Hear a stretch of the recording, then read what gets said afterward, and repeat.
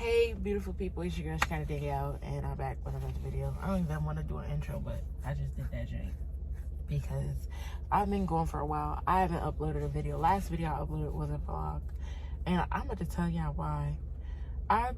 So this month is my birthday month. My birthday is May 31st. I'm going to post this video right after I make it. Like, I'm not editing this or nothing. This is raw. I'm recording it on my phone. I don't have the energy to edit. I'm just gonna be real because this channel is all about being honest and really like just showing y'all the process. I don't have the energy to edit. I am sad. I'm just gonna be honest. My birthday's coming up and nothing I planned has worked out.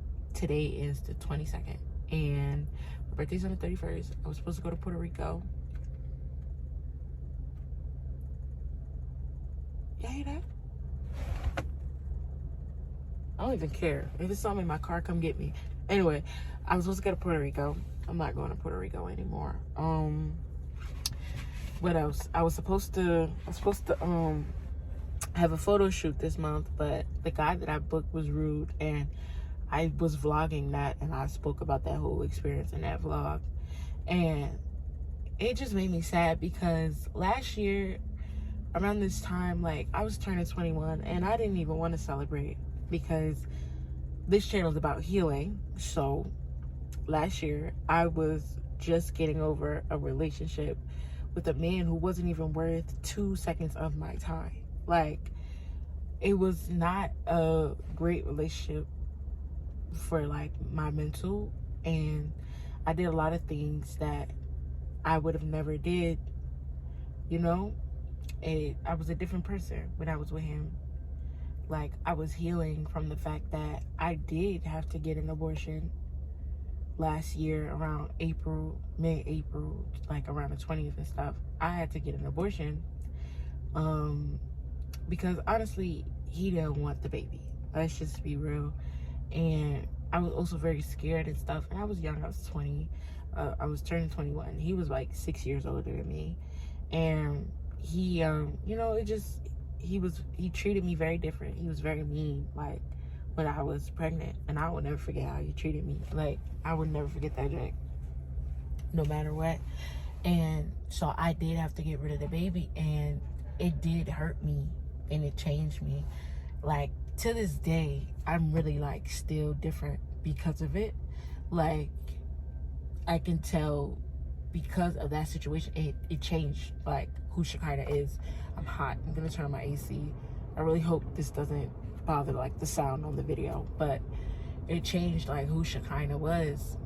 Like, I did something I never thought I would have to do, and I felt empty after I had to get rid of that baby. Like, I really felt empty, and I was just in my bed, and I didn't want to talk to nobody. I didn't want to go outside or nothing. Like, and I tried to keep a smile on my face and pretend like everything was fine, but I was hurt. Like, I was growing a connection to that baby, and then it was just ripped from me and taken from me. And he never called, he never checked up on me or anything like that. He was, you know, I recognized then that he was not a pleasant dude to be with. And it was like, it was a crazy experience for me, because he was all about working on things and getting back with me. And then when I got pregnant, it was like, he changed and treated me like crap. Honestly, it went from seeing me almost every day to I didn't see him for 2 weeks after I found out. I didn't see him until we was going to the clinic so I can get the abortion.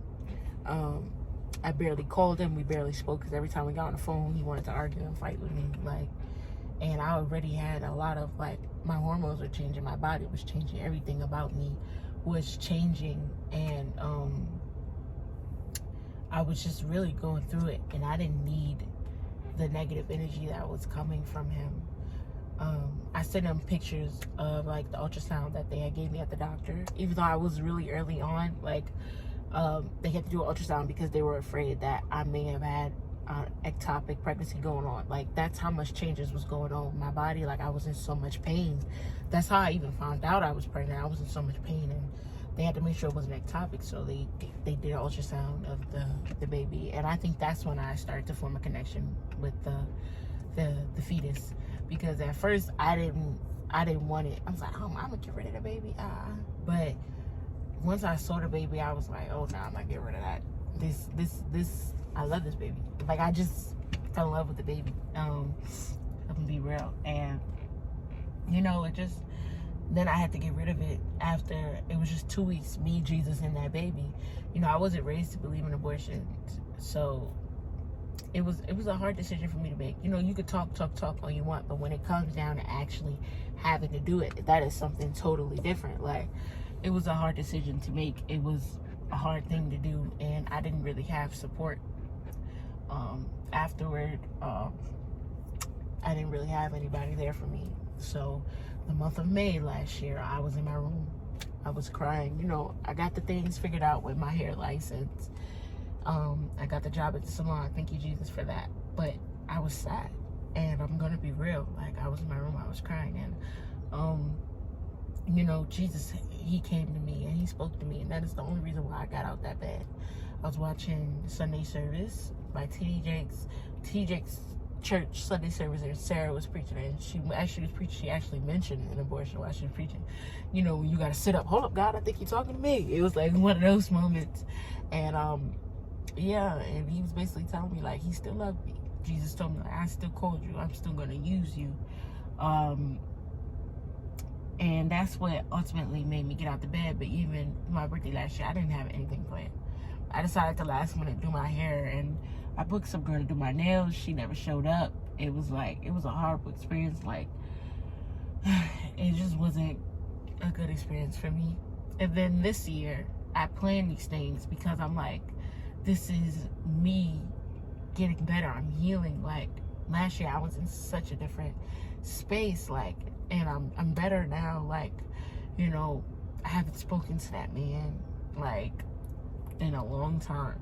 Like, I'm doing better, and let me just plan these things, do these things for me, for my birthday, so I could feel good. Because last year I wasn't in a space where I would even want to do these things, and everything fell through.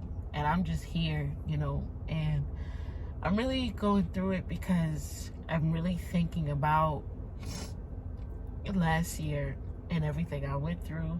It just sucks that everything happened so close to my birthday. So now, like, when my birthday comes up, it's kind of like I still kind of associate it with that rough time, and like having to make that tough decision and having to do that. And it hurts me.